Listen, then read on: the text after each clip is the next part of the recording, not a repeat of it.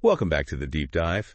Today, we're going to be looking into the disappearance of Bruce Blackwood. A fascinating case, really. He was 55 years old, managed an off-track betting place in Queens. Yeah. You know, we've got a whole stack of stuff here. Yeah. News articles, court records. Even a podcast episode. We've even got a podcast episode on this. Yeah. A lot to dig into. It really is remarkable how, in these cases, the smallest details, a missed phone call, Yeah. a borrowed car, Right. become crucial clues. They become huge. Like breadcrumbs. Leading investigators to a conviction. Wow. Even sometimes a nobody homicide conviction. And this is one of those cases, right? Yeah, like this that, is what we're dealing with here. Exactly. So Bruce Blackwood, he was a guy who was a creature of habit. Mm-hmm.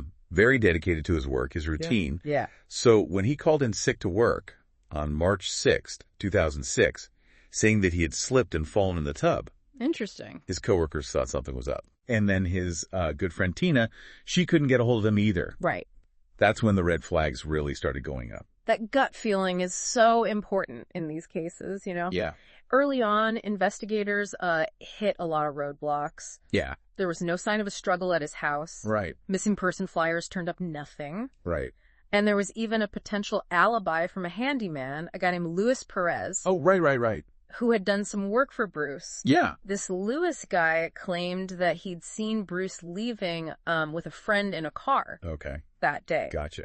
But as investigators started looking into Lewis, things took a turn. Okay. They found a bunch of forged checks Uh-oh. totaling $7,700, Wow. all made out to Lewis. Okay. And they even found one made out to a guy named Martin Rodriguez who worked with Lewis. Okay. Not your usual handyman payment. No, not at all. And this is where behavioral analysis can be so insightful. I see. You often see an escalation, with criminal behavior, starting small and potentially becoming more serious over time. Right.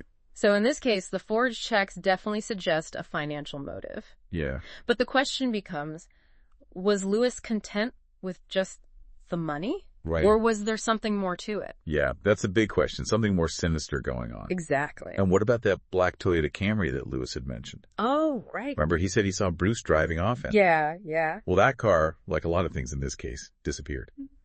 Vanished. Completely vanished. Mm-hmm.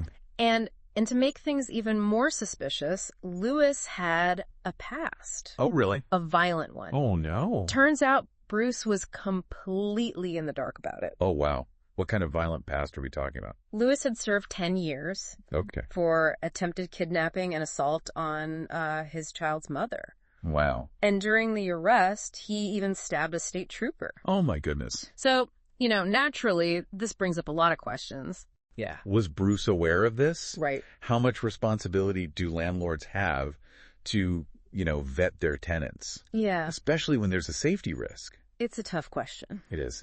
Very tough question. So as the investigation continued, it's just kept getting more and more strange. The police had been waiting on those phone records. Uh-huh. And when they finally got them, they saw that call Bruce made to work that morning Right. pinged off a cell tower near Lewis's apartment. Wow. So that completely debunks his alibi about Bruce driving off with a friend. Cell phone records, they can be so crucial. Absolutely. They can make or break a case. And yeah. and in this instance, they completely contradict Lewis's alibi. Totally. But that's not all. What else? This wasn't just any call. Okay. They had a recording of it. Right. And it picked up a very chilling detail. Oh, you're talking about the recording where Bruce sounds distressed, right? Yes. Like someone was making him make that call? Tina, his friend, she listened to it and said it sounded like he was being forced to make that call. It's those details that make this case so unsettling. Absolutely. It's no longer a missing person case. Now Yeah. we've got potential foul play here. Exactly. It completely changes how you have to look at this. Completely. And yet, despite this, the investigation stalled for years. Yeah, 5 years. Right. 5 years, no major breakthroughs. It wasn't until 2011 that things started to pick up again, thanks to Bruce's brother Ed Yeah. and some some really persistent reporters at the Daily News. That's right. The Daily News, they really dug in. They interviewed retired detectives. They even went and confronted Lewis directly. Really? Putting the pressure on. Wow, put on the heat. Yeah. And investigative journalism plays such a crucial role. Absolutely. In these kinds of cases. Yeah. And that Daily News article, One Case That Haunts Me, put this investigation back in the spotlight. Yeah. And you know what? The public pressure, it worked. The police reclassified the case as a homicide. Wow. And assigned Detective Stratford to take a fresh look. Okay. Stratford was determined to find the truth. Good. He went back to Lewis's old apartment, hoping to find anything that the previous investigators might have missed. Right. And while they didn't find any physical evidence directly linking Lewis to the crime, Okay. Stratford did find something pretty interesting. Exactly. Some purchase records. Oh. Paperwork showing that Lewis had bought a long sheet of plastic Okay. and a large quantity of sulfuric acid. Sulfuric acid. Around the time that Bruce disappeared, Wow. even the person who sold him the stuff thought it was weird. Right. Not Lewis's usual purchase. Not at all. And then this is where things take a totally unexpected turn. Oh, yeah. Lewis's own daughter, Irene, she walks into a police station with a recording Wow. of Lewis confessing to the murder. No way. Yeah. What a situation for her. Can you imagine? Did you be in? It's unbelievable. Irene's decision to come forward with this recording. Right. It shows how complicated family dynamics can be. Yeah. Especially when you're dealing with something like this. Right. It's got to be a tough spot for anybody. Yeah. Let alone someone so close to the suspect. Absolutely. But there was a problem with the recording. Uh-oh. What's that? It was made on an old flip phone, so the quality was awful. Oh, no. So would it even be admissible in court? That's where the prosecutor, Melissa Carvajal, she really had her work cut out for her. Yeah. Homicide cases, they're notoriously difficult to prosecute. I bet. Without a body, forensic evidence is limited. Right. Prosecutors have to rely on circumstantial evidence. Yeah. In this case, they had the forged checks. Mm-hmm. They had the cell phone records. Yeah. And now this confession. Right. But the audio quality was so bad. It must have been incredibly stressful for her. Oh, absolutely. I have a confession, but not know if it even hold up in court. She needed something stronger. She needed something undeniable. Right. And you know what? She found a way. Really? Working with Irene. Okay. She got Lewis to confess again. Wow. This time with crystal clear audio. That's amazing. It was a gamble. Yeah. Ethically, definitely a bit murky. I can imagine. But it paid off. Wow. And what did this second recording reveal? Oh, it was chilling. Yeah. Lewis, he described the whole murder. Okay. Held nothing back. Wow. Admitted to tying Bruce to a chair. Oh, no. Choking him. Oh, my God. Dismembering the body. This is awful. Even bleaching the whole apartment to hide the evidence. He bleached the whole apartment. The whole thing. Then he paid homeless people to get rid of the remains. Oh, my goodness. In different trash cans across the city. The level of premeditation, the callousness. It's unbelievable. It really shows how far someone will go. Yeah. To cover up their crimes. It makes you think, even in a city as crowded as New York, someone can vanish without a trace. It's unsettling. Yeah. It makes you think about all the cases that go unsolved. Yeah. The people who just disappear. It's scary. How many of them met a similar fate? Makes you wonder. It really does. But, Yeah. Going back to Irene for a second. Yeah. She's a fascinating part of this story. She is. She bravely comes forward with that recording. Right. Then, as the trial's approaching, she gets cold feet. Refuses to testify. It must have been incredibly difficult for her. I can only imagine. To betray her own father. Yeah. Even if he did something terrible. Right, It's yeah. a huge decision. Absolutely. Yeah. No wonder she was conflicted. Exactly. But Melissa Carvajal, she was determined. Yeah. She wasn't going to let the case fall apart. Right. She had Irene subpoenaed Oh, wow. as a material witness. So she was forced to testify. Exactly. Can you imagine facing Lewis in court? Oh, it must have been so difficult for her. Knowing what he did? It really highlights the complexities of the justice system. Yeah. Sometimes to get justice, people are put in impossible situations. Right. Yeah. And it got even more tense Bro. when Melissa revealed a recording of Lewis watching Irene No way. on how to lie on the stand. Oh, my goodness.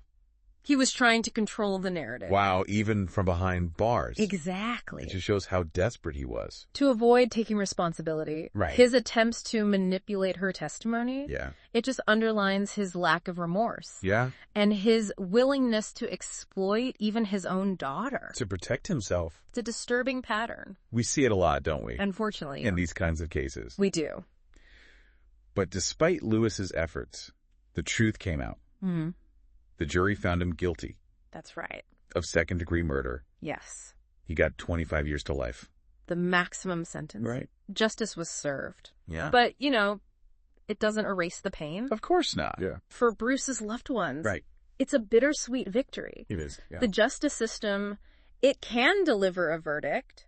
Yeah. But it can't bring back the victim. It Yeah. can't truly heal those wounds. It's hard to even imagine what it was like for Bruce's family and friends I know. sitting there in the courtroom, Yeah. hearing all those details. Awful. After all those years, they finally got the truth. Right.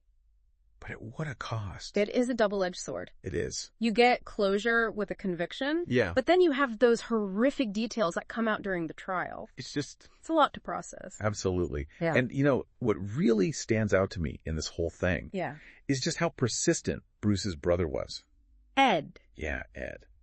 He never gave up. He kept pushing. He kept the pressure on, kept pushing for answers. Mhm. And ultimately, that's a big reason why this case got reclassified as a homicide. Yeah. It's amazing. His dedication to getting justice for his brother, it's remarkable. It really is. It shows how important it is for families to advocate, especially in missing person cases. Absolutely. These cases often go cold, They do. and it's the families that keep the memory alive, keep pushing for answers. But sometimes the system needs a little push. It does. A reminder that these aren't just files. These are real people. Real people with families. Whose lives were cut short. Yeah. And we can't forget about that Daily News article. Right. That played a big part too. Huge. Investigative journalism is so powerful. It really is. It can bring attention to these cases that might otherwise be forgotten. Right. That article, One Case That Haunts Me, Mm-hmm. it resonated with people. It did. Put the spotlight back on the investigation, made law enforcement take another look. It's a great example of the power of the press. Absolutely. Holding people accountable. Well, this deep dive into Bruce Blackwood's case has been Intense. yeah. It's a story about betrayal, Greed. greed, and the lengths people will go to hide their crimes. To get away with it. But it's also a story about resilience, Mm-hmm. the unwavering pursuit of justice. And hope. Never giving up hope. Right. It leaves us with some questions. It does. How can we support families of missing people better? Yeah. What can we do to stop these cases from going cold? Right. What can we do to make sure that every victim, Mm-hmm. no matter who they are, no matter their circumstances, Gets the justice they deserve. that they deserve? And I think that's really what it comes down to. It is. It's about justice. Yeah. And even though we search for answers Yeah. and we want closure, Closure. some questions just linger. They do. Long after everything is said and done. That's true. But even with this tragedy, Yeah. there's hope. There is. There's hope in the commitment of those who refuse to let the memory of their loved ones fade away. Absolutely. And Bruce Blackwood's case, even though it's so complex, Mm-hmm. heartbreaking. It is. It really shows that. That enduring hope. Yeah, that enduring hope. And that's all the time we have for today's deep dive. But we'll be back with more fascinating cases and insightful discussions soon. Thanks for joining us.